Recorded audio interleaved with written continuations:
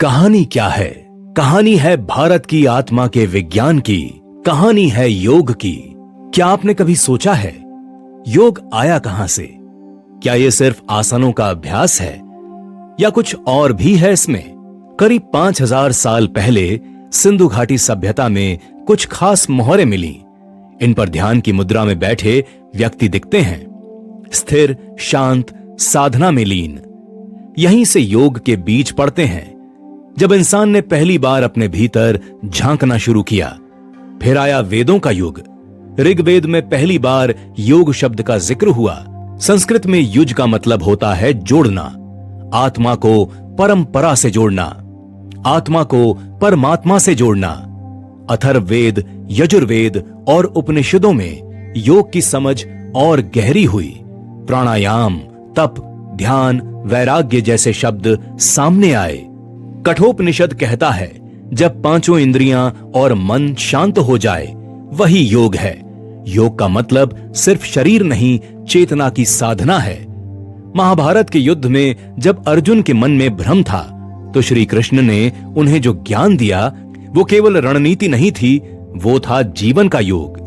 भगवत गीता में 3 प्रमुख योग बताए गए हैं, कर्म योग, भक्ति योग और ज्ञान योग।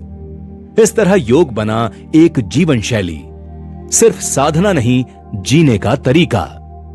करीब 200 ईसा पूर्व ऋषि पतंजलि ने योग को सूत्रों में बांधा। उनका सबसे प्रसिद्ध सूत्र है योगश्चित्त वृत्ति निरोधः।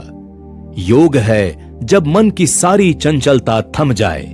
उन्होंने बताया अष्टांग योग, योग के 8 अंग जो हैं यम, नियम, आसन, प्राणायाम, प्रत्याहार, धारणा, ध्यान और समाधि।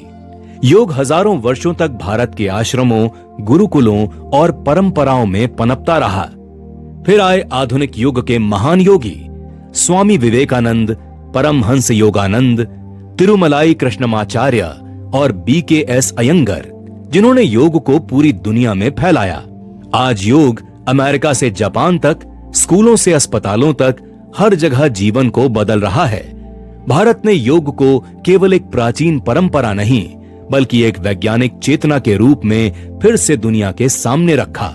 21 जून अब अंतर्राष्ट्रीय योग दिवस, वो दिन है जब भारत ने पूरी दुनिया को याद दिलाया, योग एक चटाई पर किया गया व्यायाम नहीं है, यह जीवन का संगीत है। जब शरीर, मन और आत्मा एक राग में झूमते हैं, जब सांस, सोच और संकल्प एक लय में बंधते हैं, जब जीवन सिर्फ जीने का नहीं, जागने का प्रयास बनता है, यहीं से शुरू होती है योग की असली कहानी। JPSR प्रभु श्री राम आपको आमंत्रित करता है इन कहानियों को महसूस करने के लिए। हर बार जब आप हमारे luxury incense sticks, Ayurveda wellness या सीक्रेट सोविनियर्स का अनुभव करते हैं, आप केवल एक उत्पाद नहीं, बल्कि एक प्राचीन साधना की सुगंध अपने घर लाते हैं। JPSR प्रभु श्री राम, खुशबू भारत की कहानियों की।